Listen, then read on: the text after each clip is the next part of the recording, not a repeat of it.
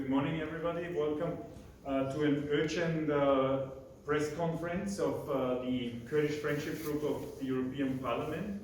And the reason is that in the last days, starting with last weekend, we had to witness a lot of airstrikes and other attacks on the Kurdish regions. And for us, it's an extremely sad moment because 2.5 weeks ago, it was the Kurdish Friendship Group of François and myself who had been exactly in this region, in the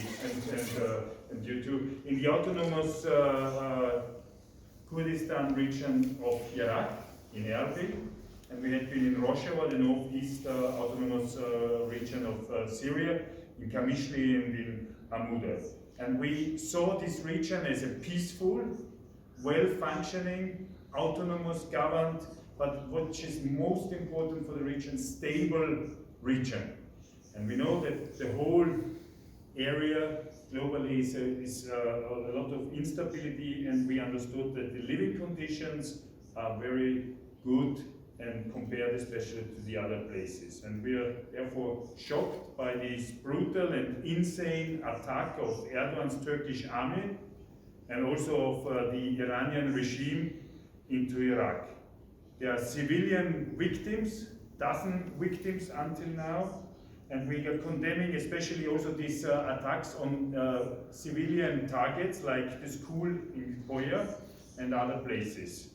And I think it is important now to call also for immediate ceasefire, for stopping this attack, to call to the Turkish government and to the Iranian government to stop these unlawful attacks against unguilty civilian people. And we also call on the European Union and the other parts of the international community for quick, hard and clear reaction to condemn these attacks. Good morning, my name is Katrin Langsen for the Greens. As my colleague already mentioned, we visited North Eastern Syria. I'm in the AFET committee responsible for Syria.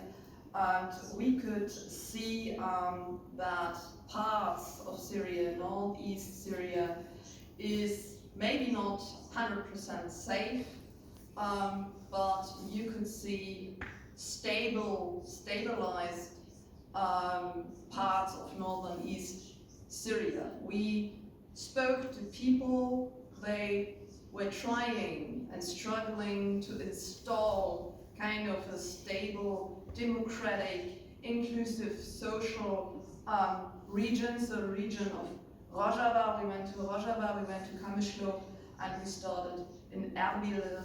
And you could see the situation in Erbil, and you could see the situation in Rojava.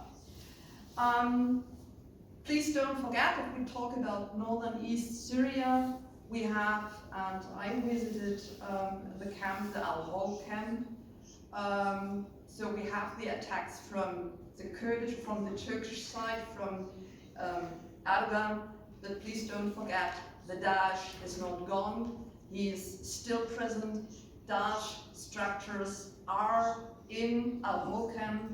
We have different sections in that camp. Thousands of people are still there. We have people with Syrian citizenship, Iraqi citizenship, and European citizenship, the so-called annex. In the annex part of our whole camp is they're mostly women, mothers, and their children. If we don't take them out, and here is the European community responsible for, European member states, the international community is responsible for, because we let them go.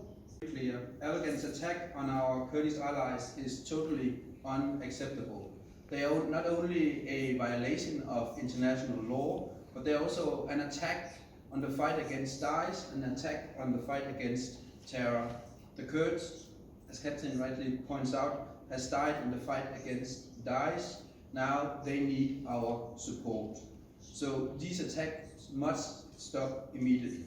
And I would also like to say that I'm very happy that we in the EU stand united in condemning the violations from Putin of international law and humanitarian law, and I call upon the EU to do exactly the same when it comes to Erdogan's violation of international law and humanitarian law, because that is what is taking place.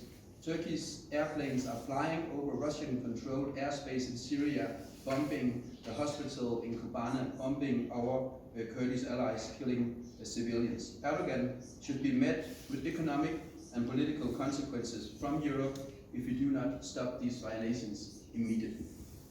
Thank you. Well, to be frank, I don't know where to start, because the Kurdish people in all four parts of Kurdistan has been under oppression for centuries. What is happening right now with the bombing, with the Turkish bombs raining down on the Rojava region, but also the Kurdistan region of Iraq, as well as the Iranian mullahs bombs raining down on Kurdistan region of Iraq, is a repeat of history, and a repeat of history is always a failure of the international community. The international community needs to step up its efforts in defense of the Kurdish people.